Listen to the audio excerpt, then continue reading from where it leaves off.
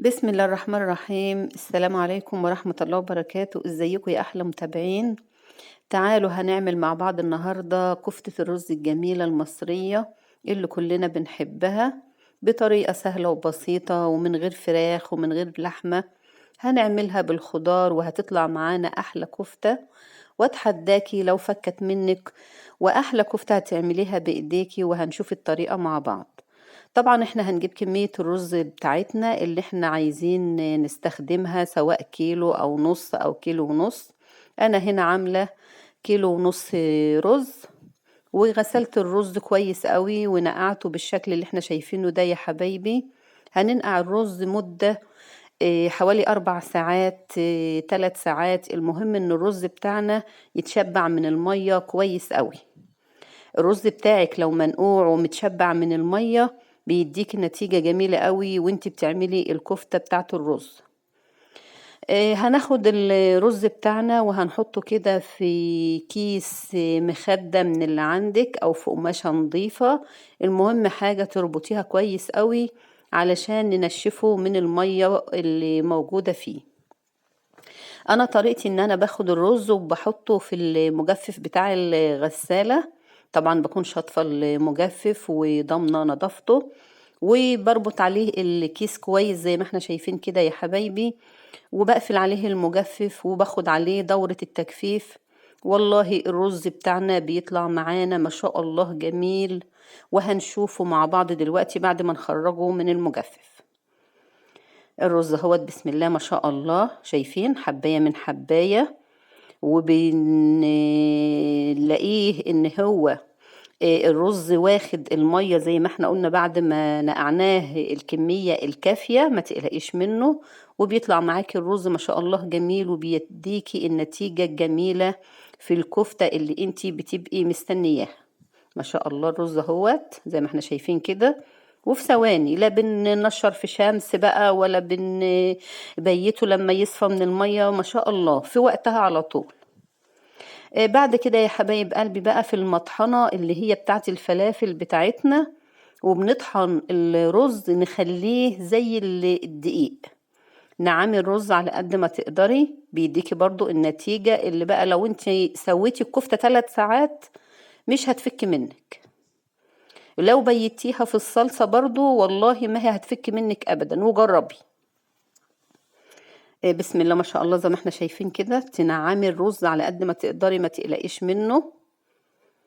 خلي الرز بتاعك زي البودرة، دي النتيجة اللي هتخلي لك الكفتة استحالة ان هي تفك منك في التسوية. كل ما نعمتي الرز كل ما اداكي نتيجة احسن، وكل ما نقعتيه وشبعتيه من المية برضو بيديكي النتيجة ان الكفتة تبقى معاكي متماسكة وفي نفس الوقت طرية وجميلة في الاكل. الرز اهوت بعد ما خلصناه كله وطحناه، تعالوا بقى ايه نعمل الخطوة اللي بعد كده.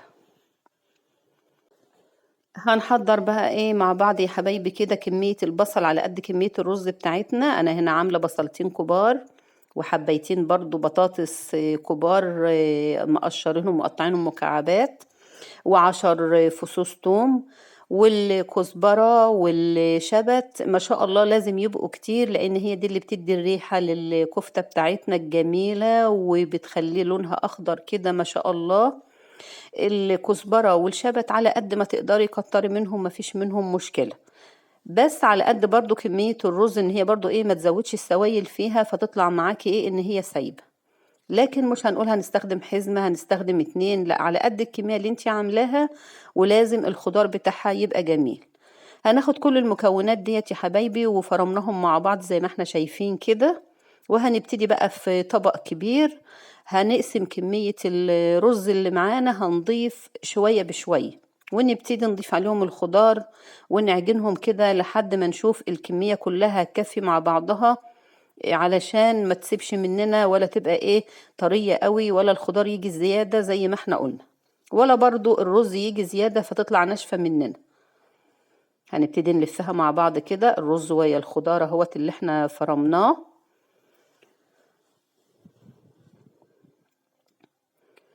بعد كده ديت خلاص اهي حسينا ان هي خلاص الدنيا ملمومة شوية والخضار مكفي الرز. هنبتدي ان احنا نضيف ايه بقية الكمية اللي معانا. ما شاء الله والله هتطلع معانا زي الفل. اهوت يا حبايبي ده بقية الخضار وبقية الرز هنعجنهم بقى مع بعض او نخلطهم مع بعض. طبعا هنضيف بقى الفلافل بتاعتنا والبهارات. انا هنا ضفت معلقتين ملح عشان قلت لكم ان انا عامله كيلو ونص رز.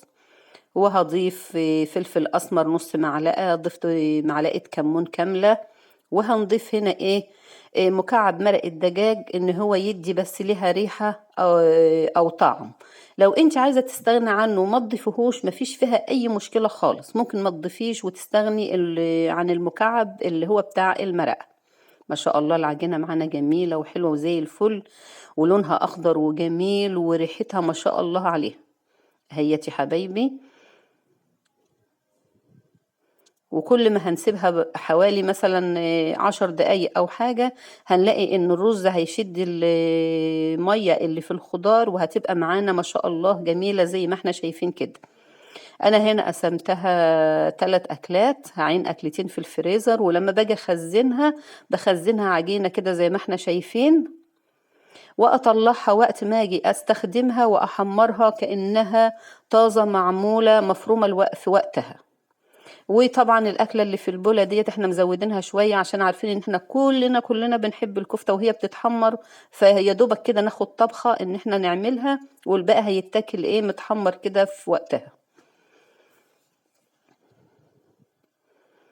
اهيت يا حبايبي بقى هنبتدي نصبعها زي ما احنا شايفين او نشكلها بالطريقه اللي احنا عاوزينها. طبعا بندهن ايدينا دهنه زيت خفيفه كده. وتبتدي تشكليها بالطريقه اللي تعجبك. ما شاء الله جميلة ومتماسكة وزي الفل هيت وما بتفكش مننا.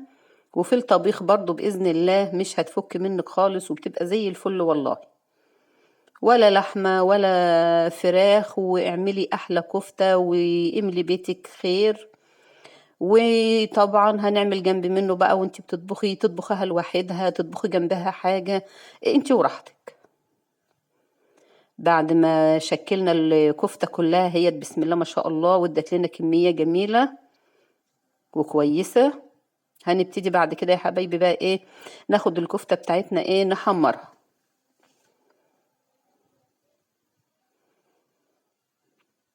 هنكون محضرين طبعا القلاية بتاعتنا وفيها كمية زيت تغطي الكفتة عشان تتحمر معانا كويس. طبعا بنحمرها على نار متوسطة عشان الكفتة تستوي من جوه ومن بره ما تتحمرش من بره مثلا ومن جوه تبقى لسه مش مستوية أوي في التحمير. فلازم تكون النار ايه مش عالية عليها قوي علشان تاخد راحتها في القلي زي ما احنا قلنا.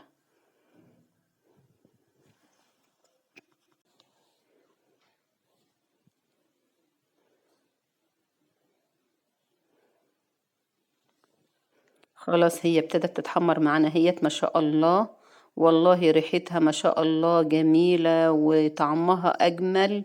واتحداكي للمرة المليون لو فكت منك وانتي بتسويها. بسم الله ما شاء الله أحلى كفتة هتعمليها بإيديكي.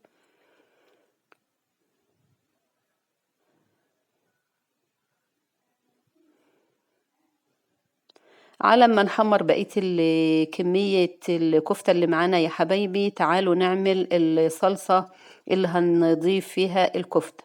طبعا معانا طماطم وبصل وتوم انا بعملهم ني في ني ما بقليش بصل او احمره للكفتة. بضربه كله في الخلاط زي ما احنا شايفين كده. وفي الحلة بتاعتنا بنضيف معلقتين زيت مش هنكتر لان الكفتة متحمرة في الزيت عشان ما تبقاش برضو تقيلة معانا في الاكل. وهنضيف الصلصة بتاعتنا على النار بقى وهنسيبها ايه تستوي مع نفسها كده تاخد لها غلوتين 3 على ما نخلص تحمير الكفتة بتاعتنا. طبعا هنضيف الفلافل بقى برضو كمون والملح ونطرة فلفل اسمر كده صغيرة لو انت حابة مش حابة خلاص مفيش مشكلة. هنكتفي بالكمون والملح. انا هنا بضيف لازم الفلفل الاسمر والكمون مع بعض. الصلصة بتاعتنا هي استوت او خدت راحتها كده في التسوية، عشان لما نضيف الكفتة بسم الله ما شاء الله اهيت بعد ما حمرناها نضيفها بقى في الصلصة.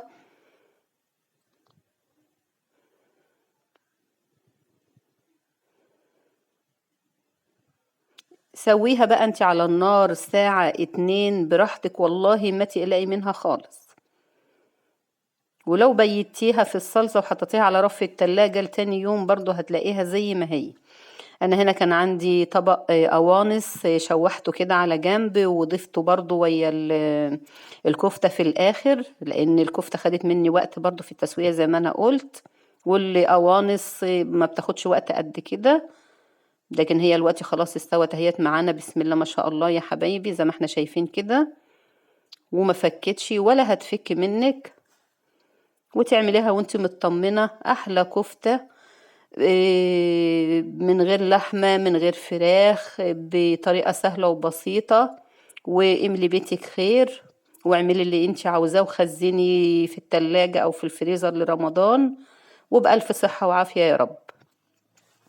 اتمنى ان الوصفة تكون عجبتكم، واتمنى ان انا اعرف تعليقاتكم على القناة، ويسعدني وجودكم معانا. وما تنسوش الاشتراك حبايبي، وبألف صحة وعافية يا رب.